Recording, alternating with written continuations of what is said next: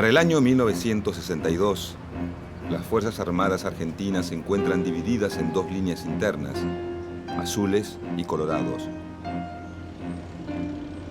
El bando azul, integrado por militares de extracción nacionalista, propone el alejamiento de las Fuerzas Armadas de la política y exige un rápido llamado a elecciones. El bando colorado, que nuclea a la oficialidad antiperonista, busca impedir el regreso de este partido al poder, aunque para eso haya que alterar el sistema democrático. A mediados de septiembre, la crisis entre los dos bandos estalla y se desata un combate que mantiene en vilo a todo el país. Durante 4 días, los habitantes de Buenos Aires asisten a un desfile de unidades blindadas y tanques de guerra que toman posiciones en puntos estratégicos de la ciudad. Finalmente, el 22 de septiembre, azules y colorados se enfrentan en Plaza Constitución, Parque Chacabuco y en la Escuela de Mecánica del Ejército. Esa misma noche, el Comando Colorado se rinde y el presidente de la República, José María Guido, designa comandante en jefe del ejército al líder del bando azul, el general Juan Carlos Onganía. No se trata de un hecho menor. El ejército argentino se ha convertido en un actor fundamental de la política argentina y sus disputas internas repercuten de forma directa en los destinos del país.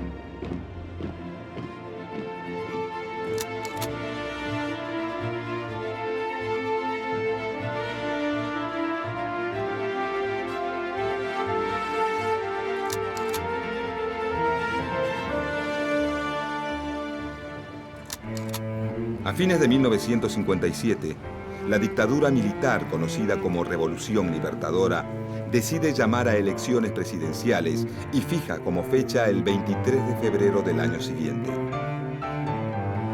Para ese momento, el peronismo, partido político mayoritario de la República Argentina, se encuentra proscripto y su máximo líder, el teniente general Juan Domingo Perón, exiliado.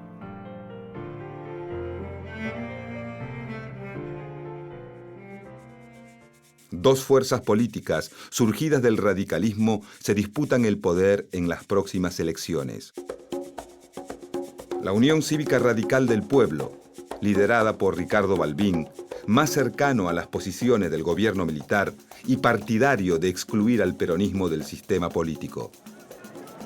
Y la Unión Cívica Radical Intransigente, liderada por Arturo Frondizi, quien pocas semanas antes de los comicios decide hacer un pacto electoral con Perón. Mediante el pacto Perón-Frondizi, el candidato intransigente promete levantar la proscripción del partido peronista siempre y cuando Perón le garantice el voto de sus seguidores. Pocos días antes de las elecciones, Juan Domingo Perón, desde su exilio en República Dominicana, aconseja a sus partidarios votar por el candidato de la UCR intransigente. Finalmente, en las elecciones de febrero de 1958, con un apoyo importante del electorado peronista, triunfa por un amplio margen la fórmula Arturo Frondizi y Alejandro Gómez. El 1 de mayo de ese mismo año, Arturo Frondizi asume como presidente de la nación.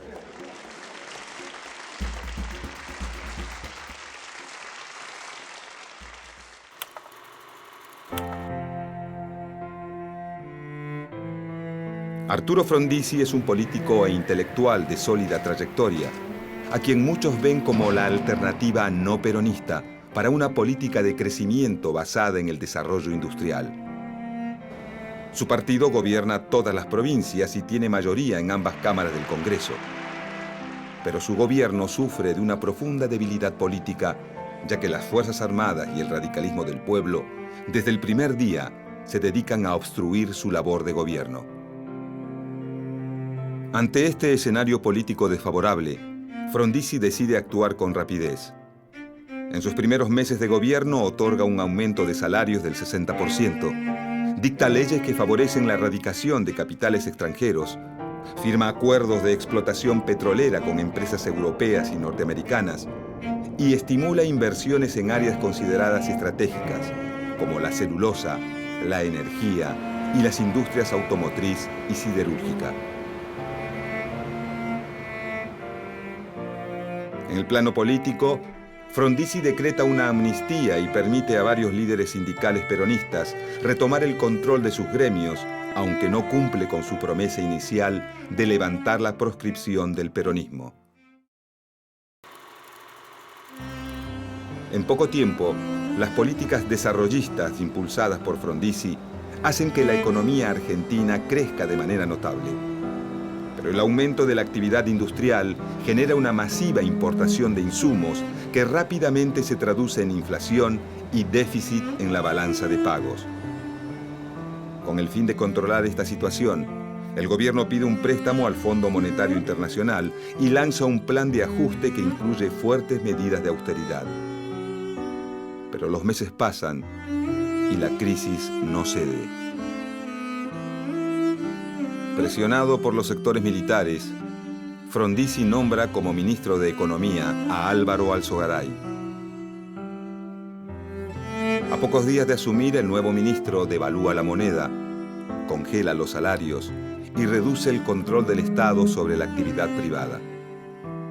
Estas medidas reducen el poder adquisitivo de los trabajadores y provocan un rápido aumento del desempleo. En cuestión de meses, el conflicto con el movimiento obrero estalla. Los sindicatos peronistas, cada vez más descontentos con las políticas de Frondizi, lanzan un plan de lucha que incluye huelgas y ocupaciones de fábricas. Como respuesta, el gobierno pone en marcha el Plan de Conmoción Interna del Estado, o Plan Conintes. El Plan Conintes divide al país en distintas subzonas militares, donde los comandantes de las Fuerzas Armadas tienen más poder que los gobernadores, y empleados públicos y estatales pueden ser juzgados por tribunales militares. Respaldado por este plan, el gobierno de Frondizi autoriza a reprimir militarmente toda huelga o conflicto obrero. Al mismo tiempo intervienen los sindicatos y ordena el despido de los delegados más combativos. Esta actitud termina por alejar definitivamente a Frondizi del peronismo, que deja de ser el aliado díscolo de su gobierno para convertirse en su opositor más decidido. A medida que el conflicto entre Arturo Frondizi y el peronismo avanza, otro sector entra en crisis con el gobierno. Desde los inicios de su mandato, las presiones de los militares se llevan a cabo con una frecuencia casi cotidiana. Estas presiones, conocidas como planteos, tienen como principal objetivo impedir el resurgimiento del peronismo. Pero con la llegada de los años 60, los militares argentinos orientan su atención hacia un nuevo enemigo. El 1 de enero de 1959, un grupo de jóvenes revolucionarios toman el control de la ciudad de La Habana, Cuba, poniendo fin a la dictadura de Fulgencio Batista en ese país. Con el pasar de los meses, el gobierno revolucionario cubano, dirigido por figuras como Fidel Castro y Ernesto Che Guevara, va virando de una postura nacionalista hacia tendencias más socialistas. Este cambio enciende la alarma del gobierno de los Estados Unidos, que teme un avance del comunismo sobre el continente americano. Inmediatamente el presidente John Fitzgerald Kennedy hace un llamado a sus pares continentales para que condenen y aíslen al país caribeño. Arturo Frondizi, si bien coincide en varios aspectos con la política exterior norteamericana, decide no sumarse a esta iniciativa e incluso en 1961 mantiene una entrevista secreta con el Che Guevara. La decisión de Frondizi de no sumarse al boicot a Cuba reavivan las sospechas de las Fuerzas Armadas, que aumentan la frecuencia de sus planteos hasta obligar al presidente a romper relaciones con el gobierno revolucionario cubano.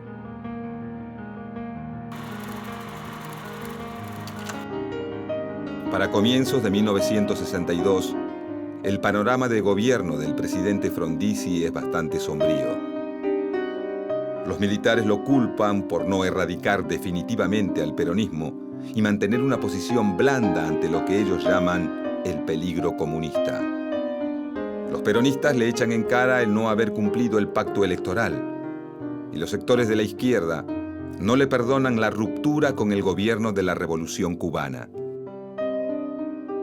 Acorralado por todos los frentes, Frondizi levanta la proscripción del partido peronista, permitiéndole participar de las próximas elecciones provinciales. En las elecciones de marzo de 1962, el peronismo gana las gobernaciones de las principales provincias. El triunfo del peronismo genera un profundo malestar entre los militares que amenazan por enésima vez con un golpe de Estado. A esta altura, Frondizi sabe que sus días en el gobierno están contados. Como última maniobra de salvataje, cambia a todos los ministros de su gabinete e interviene en las provincias ganadas por el peronismo. Pero ya es tarde. La residencia de Olivos es ahora el escenario de dramáticas horas. Los altos mandos han resuelto insistir en el pedido de renuncia al doctor Arturo Frondizi. La respuesta es siempre una: no renunciaré. Son las 7 y el presidente queda arrestado.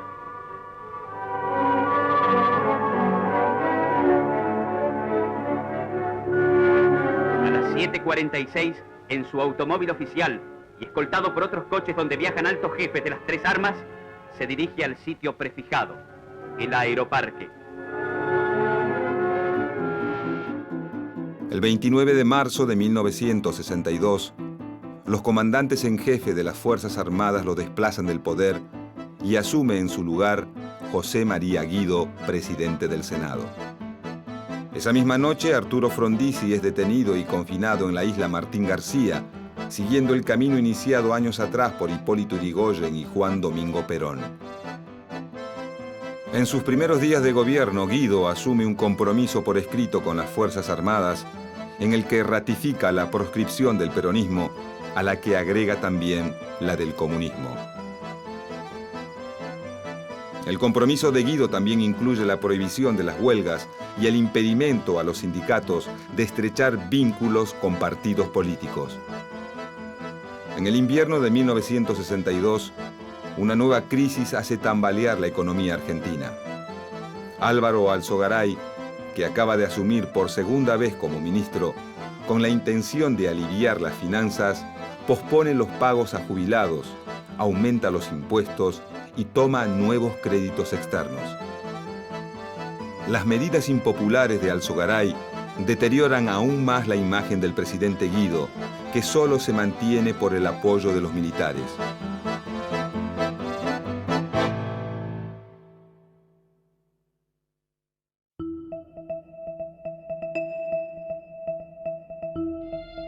En septiembre de 1962, estalla una crisis entre los militares.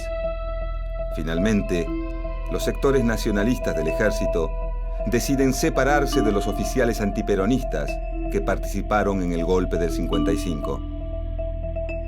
La crisis desemboca rápidamente en un conflicto armado que se da a conocer como el enfrentamiento entre azules y colorados. Los colorados quieren evitar a toda costa el regreso del peronismo, al que consideran un movimiento sectario y violento que puede dar lugar al ascenso del comunismo. Por su parte, los azules proponen el alejamiento de los militares de la política, ya que ésta solo ha conseguido dividir a las Fuerzas Armadas. Guido primero da su apoyo a los colorados, pero 2 días después, ante la superioridad bélica de los azules, cambia de opinión. Finalmente, el 22 de septiembre de 1962, los azules consiguen la rendición de los colorados y el presidente Guido designa a su líder, el general Juan Carlos Onganía, comandante en jefe del ejército. La rápida reacción de Guido ante el conflicto entre azules y colorados logra un período de paz que dura unos pocos meses hasta que una crisis internacional vuelve a desatar la disputa entre ambos bandos.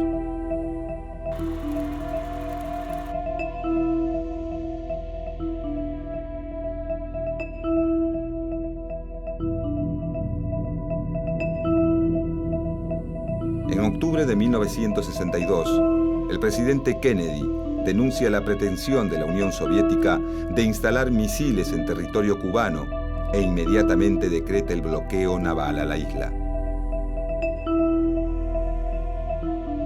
El gobierno argentino es uno de los primeros en apoyar la iniciativa y envía 2 destructores de la Marina de Guerra. Al mismo tiempo, el jefe de la Fuerza Aérea Argentina, sin consultar con el presidente, compromete a título personal la participación de su arma. El gesto genera un considerable disgusto en el seno del gobierno, el que exige su destitución. La destitución del jefe de la Fuerza Aérea aviva los ánimos del bando colorado. Por otra parte, la proximidad de las elecciones hace que muchos de sus integrantes comiencen a temer el regreso al poder de su peor enemigo.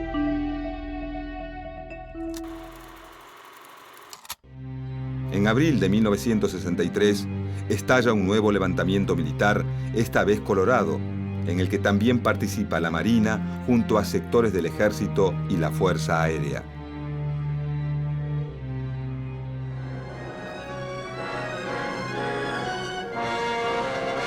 En las calles céntricas se levantan barricadas que prevén ataques.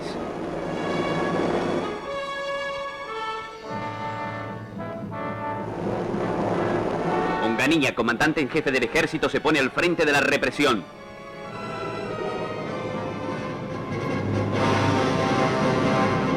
Los revolucionarios tomaron las radios de la capital federal, pero al poco tiempo fueron desalojados.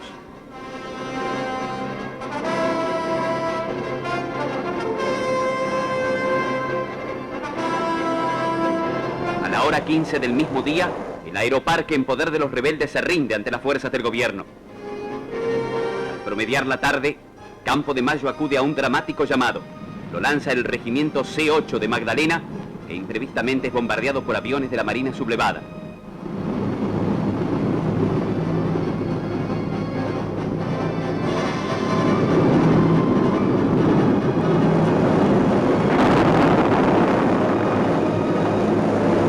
Y la lucha prosigue violentamente.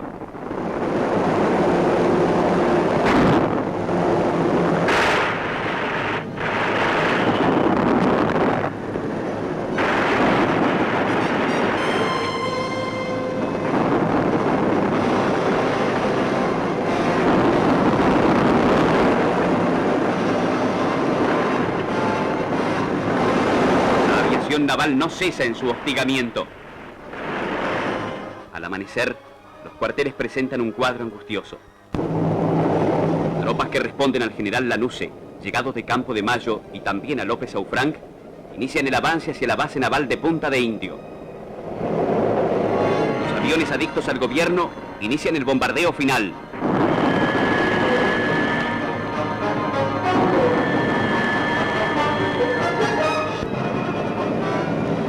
Infantes de Marina se rinden. Las tropas gubernistas ocupan la base que encuentran abandonada. Su jefe ha huido.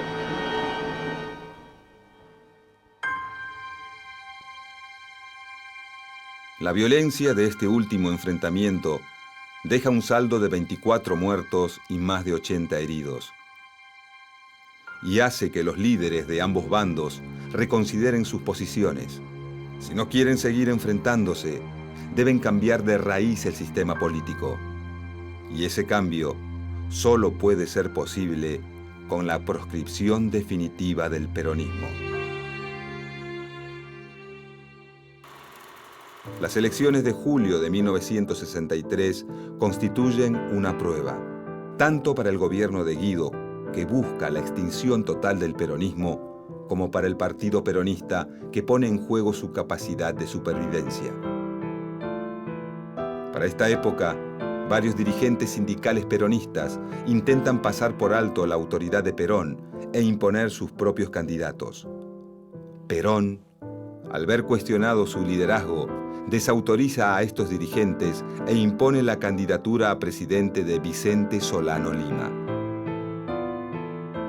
El gobierno de Guido, amparado en la legislación de 1955, impide participar de las elecciones a la fórmula de Solano Lima. Ante esta nueva prohibición, Perón llama a sus seguidores a votar en blanco. Llegada la fecha de los comicios, la contienda se termina dirimiendo entre Arturo Humberto Illia, candidato por la Unión Cívica Radical del Pueblo, Oscar Allende, candidato por el radicalismo intransigente, y el expresidente de facto Pedro Eugenio Aramburu, candidato por la Unión del Pueblo Argentino, o UDELPA, partido político que representa al sector más duro del antiperonismo. Finalmente, en las elecciones de julio de 1963, Arturo Illia es elegido presidente de los argentinos con tan solo el 25% de los votos. Illia no es la figura más fuerte de su partido. La razón de su candidatura tiene que ver con que Ricardo Balbín, principal líder de la UCR del Pueblo, intuye que cualquier gobierno que surja de estas elecciones va a tener muy poco poder. Desde el día de su asunción, Illia busca darle un papel fundamental al Congreso y las instituciones republicanas. Pero su intención choca con la realidad de un país prácticamente gobernado por el ejército y en el cual tiene mucho peso las principales corporaciones, como los sindicatos. En el aspecto económico, el gobierno de Illia aspira a acentuar el rol activo del Estado. Durante su periodo, se impulsa una ley para bajar el costo de los medicamentos y se anulan todos los contratos petroleros firmados bajo el gobierno de Frondizi con la intención de renegociarlos. La ley de medicamentos y la anulación de los contratos petroleros le granjean rápidamente a Illia la antipatía de desarrollistas y liberales, además de provocar un profundo descontento al gobierno norteamericano.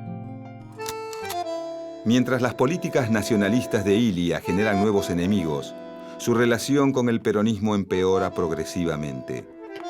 La intención del gobierno de controlar los fondos sindicales e interferir en las elecciones internas de la CGT desata una ola de huelgas y ocupaciones de fábricas que paralizan al país durante un mes y medio.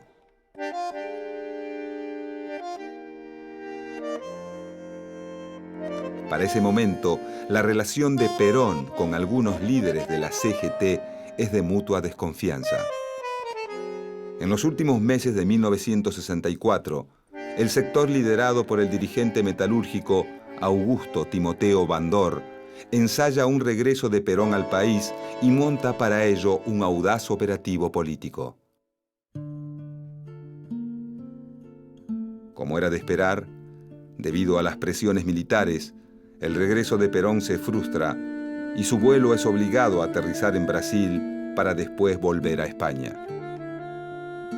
Ante el fracaso del operativo Retorno, Perón enfría sus relaciones con Bandor y comienza a alentar a los sectores más combativos del sindicalismo. Con el fin de contribuir a la fractura entre Perón y los líderes sindicales, en 1965, el gobierno de Illia convoca a elecciones legislativas, autorizando al peronismo a presentar sus propios candidatos. Bandor, cada vez más alejado de la influencia de Perón, forma su propio partido, la Unión Popular, una alianza política entre dirigentes sindicales y caudillos provinciales neoperonistas. En las elecciones de marzo de 1965, la Unión Popular se impone con un 36% de los votos. La victoria del partido de Bandor demuestra que es posible un peronismo sin Perón y agita nuevamente los ánimos de las Fuerzas Armadas.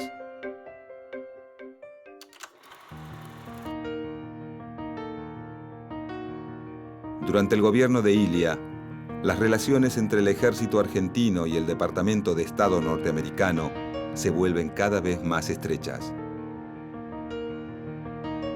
En 1964, durante la quinta conferencia de ejércitos americanos en la Academia Militar de West Point, el teniente general Juan Carlos Onganía, en representación del ejército argentino, adhiere a la doctrina de seguridad nacional, una política impulsada por el gobierno de Estados Unidos que tiene la finalidad de frenar el avance del comunismo en el continente americano.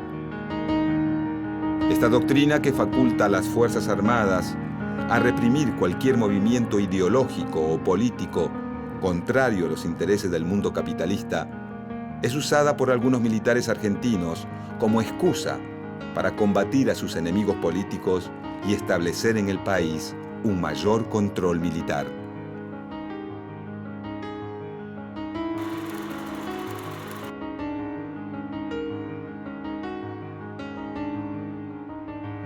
Para fines de 1965, la figura de Arturo Illia está totalmente debilitada. Una campaña de prensa fogoneada por el sector azul de las Fuerzas Armadas y los sectores más conservadores de la Iglesia y el empresariado insiste en mostrarlo como lento, ineficaz y falto de energía. A la vez, intenta imponer la figura del general Onganía como el hombre fuerte de Argentina, el único con la capacidad suficiente para solucionar sus problemas y combatir al comunismo. La campaña de prensa tiene un efecto inmediato sobre la opinión pública, y para mediados de 1966, el gobierno de Illia se encuentra al borde del abismo.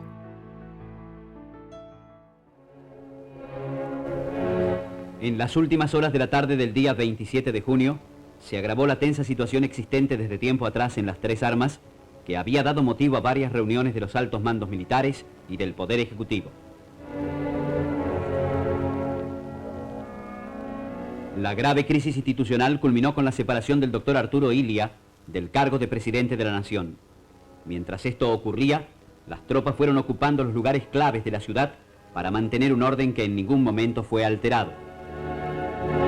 Los ministros, que habían sido llamados con urgencia, llegaron a la Casa de Gobierno para realizar una reunión de gabinete, a cuyo final todos presentaron sus renuncias.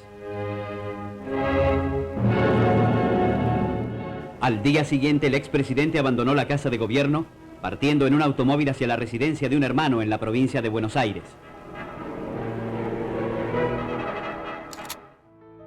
Esa misma noche, los comandantes del golpe designan presidente de la Nación al general Juan Carlos Onganía. De esta manera, Onganía, el líder del bando azul que proponía el retorno a la democracia y el alejamiento de los militares de la política, termina convertido en el nuevo presidente de facto de la República Argentina. Si así no lo hiciere, Dios y la nación me lo demandan.